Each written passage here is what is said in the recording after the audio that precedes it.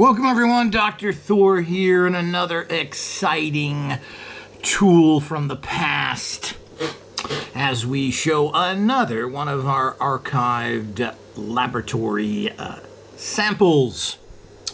So what we have here is a fascinating ESP kit. Now this is the Extrasensory Perception has a big, now this is a plastic little folder. This was produced in 1967 by the Pico ESP test kit. Product Innovation Companies, 1967. And it says here, a unique, entertaining test kit. So here again, late 60s, ESP was huge. And here is a one of these unique little kits. So this is a plastic coated kind of like binder kit. Let me see if we can open it up here and show you.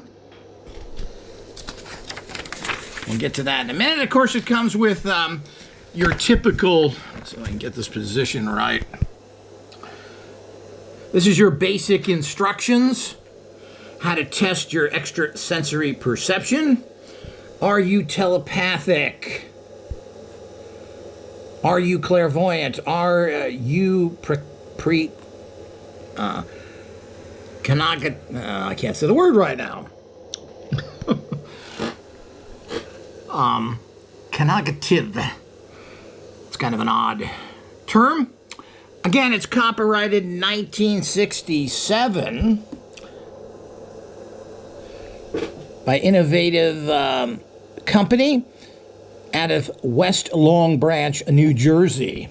So I wonder where that came from, because that's where Kreskin had his place, but there's no Kreskin information on here. That may be delivered, but he was selling different products and even had a newsletter for extrasensory perception, etc. That's when his original kind of game came out. That's something to think about, but it's, of course, it's even made in America, which is a problem, isn't it? It shows how old it is. So, here we go with your typical ESP scorecard, which you mark your results from using their particular type of cards. Now, here's their ESP cards. Now, ESP cards is a general term. A lot of people call them Zener cards and other things. Now, Zener was a person who worked with J.B. Rhine, the famous investigator, into psychic phenomena.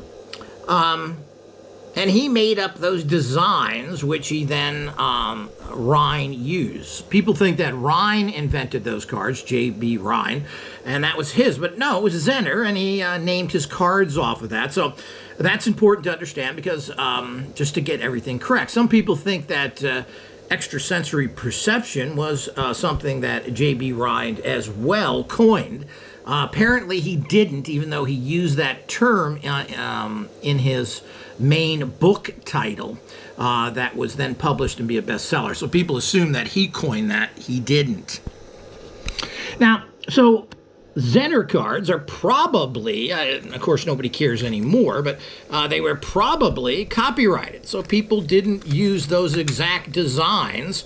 And here's a prime example of the designs that this ESP, and it doesn't matter what the images are to a degree. Now, I disagree because of the fact, yes, it doesn't matter when you're projecting something. The person you're sending the energy to, or the image to, the psychic image to, should be knowing. This is not guess. What is it? Try and figure it out. That's ridiculous. So you want to give them and show them what you're sending them. So the best way to do it is that when you're sending somebody something, and you should, both of you should have the cards in front of them of what's going to be sent. So if there's 6 things you're going to send, and you're going to pick one of those, well, you should look down and say, which one of these are being sent to me, and then try and sense which one it is. You never guess when you're doing cards. So, but you can see these are basically alphabet. He's taken a few letters of the alphabet, and that's what they've used. And here's what's on the other side, their kind of image. That's their artwork, etc. It's also been shown with cards that make it interesting. One way to test, which is fun on top of it, and I've recommended this in some of my instructions, is put sexual images there. They've always had these poker cards with naked women on it. Well, these are things to put there because it's amazing that your psychic senses pick up sexual images before they're even produced. They've done so. And this is a way to stimulate higher interest and kick in some of your other energies. So this is always highly recommended. Try different things. Try weird stuff. If you're into cars, maybe you should. And you can make your own. Cut out pictures and actually put them on cards. And as I said, it could be things that you like, airplanes, pictures. But, there's nothing like sexual images. We are horrible sexual beasts. So here we go about, here's their instructions. So we'll try and give you a good image of this and hold it on there if anybody wants to stop the cameras to a degree and read it. And what's interesting, as I said, these were made in the 60s, and people were very serious. This is not a toy. This is it is a little publicized fact that the study of ESP is being pursued by several hundred scientists in some 30 universities all over the world. Remember, it's 1967. Through the use of statistics and the presence of these facilities have been well established. So, it's an odd way of saying it, but they say they've established the facts of ESP is real. The result of hundreds of tests seem to indicate that you do have these talents.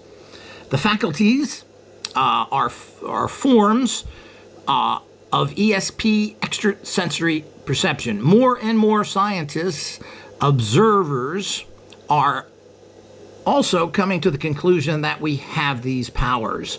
So, some believe that these powers are latent in all of us.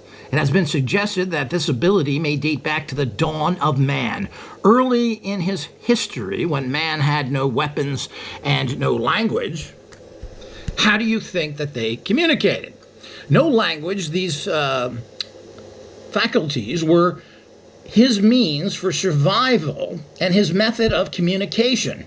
However, as he learned to control the surrounding environment and civilization advanced, his extrasensory perception fell into disuse. Now, this has been a theory and makes a lot of sense that initially, as animals do today, that they communicate to a large extent using telepathic communication. One interesting theory suggests that telepathy may be suppressed in self-defense. With the expanded world population, the mental emanations of all these people would be overpowering to a receptive mind. This possibility is not unreasonable, considering that experiments have shown that, unlike voice communications, distance does not seem to limit perception. Isn't that fascinating? Perhaps you would like to believe, like some researchers, that these are budding powers of the future and part of a greater overall plan. Whatever the basis is for this existence, nobody has of yet been found who can consciously control these powers. Perhaps you have such ability. At any rate, here for the first time is a complete, simple scientific test kit with which you can measure your telepathic, clairvoyant, and precognitive facilities. So it's very fascinating, and that's an interesting way of looking at it. Now, we didn't reject this communication only because we learned how to vocalize, which probably happened very soon. Many people have thought that actual Cro-Magnons, Neanderthals, couldn't speak. We've now found out that Cro-Magnons, Neanderthals, or I should say Neanderthals, were very intelligent and could speak, had all sorts of death rituals and other things that they did. So as usual, science is wrong. What a surprise. So the whole idea is that people may have turned off their telepathic abilities because they were getting assaulted by too much information. Isn't that a fascinating way to look at it? Now here's another thing. Here's the little insert that came from it. This is the main letter you get with this. How to test your extrasensory perception. A game for all seasons with universal appeal. Entertaining and educational. It provides knowledge fundamental to our basic needs. The Pico ESP test kit measures telepathic clairvoyance and precognition. Can be used by one person or a group. A conversation piece, new and different for parties. A team of statistical mathematicians and a professional engineer have designed this fascinating new kit so that even a youngster can scientifically test his extrasensory perception. An attractive, colorful kit packaged in a luxurious red plastic folder. The striking cover design draws the eye and sells itself. The electronically welded reinforced kit is rugged, expensive looking, and priced low. Man, whoever wrote this stuff, woo. Not only are the words awkward, they're quite, I don't know, old style. It appeals to everyone, young and old, for millions who think they have special powers of extrasensory perception. I don't know if this was a sales brochure or not from the company. For the student who'd like to predict what the final exams will be. For salesmen who want to know if the customer is receptive. For the executive who'd like to know the right decision in advance. Racing fans who would like to predict the winners. Investors who would like to know how the stock market will act. So here's this whole letter that comes with this, and as I said, it almost seems like this was a letter sent to retailers. And it says here, and I always like this, I always find this interesting. Remember, it's 1967, suggested retail price, $3.99. So that's pretty, that's a pretty good price at that time, and of course even today, obviously that's cheap today, but that's what this was selling with the whole. This would probably be a $10 or $15 item today. Now, so I mean, you know, people that went into this, and this is supposed to be a very scientific kit. They got mathematicians and other people involved in it, and I mean, you know, people have put, you know, this just isn't a toy and thrown together. I keep telling this. All the tools that I show here from our research archive, so to speak, have been designed by professionals. A lot of them have even worked with J.B. Rind and other people. They were parapsychologists. They were in the field. They made these products because this is how you got information out there. You made stuff like this. You sold it. You put ads in magazines. You got it on store shelves. I mean, this is how things were gotten out there. And they weren't done by goofballs, usually.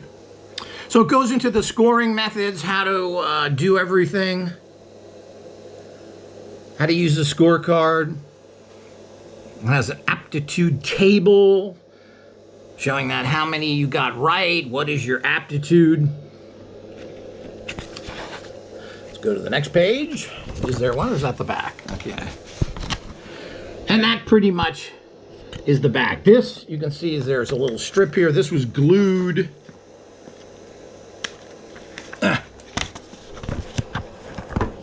Back in shape. This was glued on here onto the binder. This was probably, there's a few cards left, scorecards left, but that was probably a whole deck. And then of course you get these, the usual 25 cards, as you have seen here.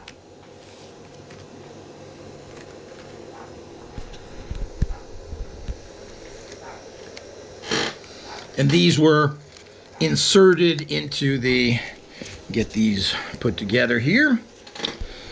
These were inserted into the little pocket that's over here. I'll move this in here. I'll show it to you again.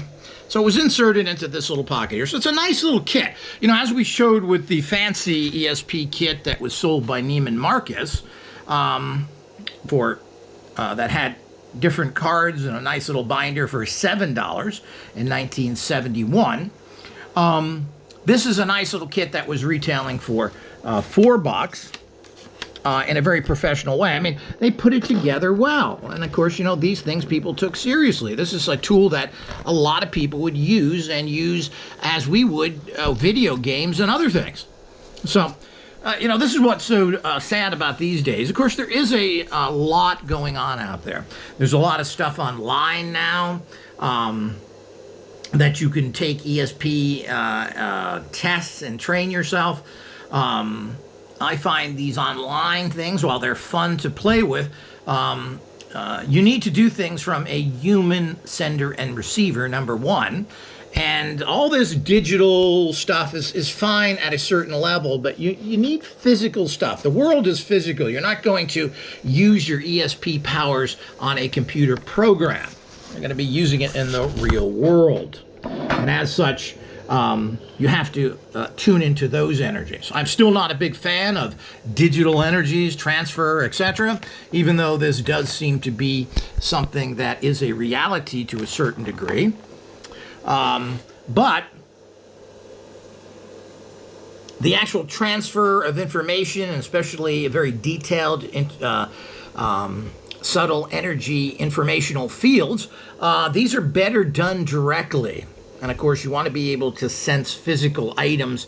If you were to try and detect something, it's not going to be on a computer that you're trying to do unless that's a specific instance for whatever reason. So you're going to be sending information or even receiving information, most likely from a human source. But of course, there may be computers involved depending on what you're doing. Okay, here's the back.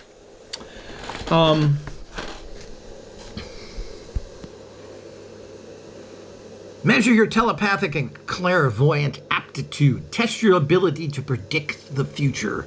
Just think, what if you could predict how the stock market will act? Important deal? Like to know the right decision?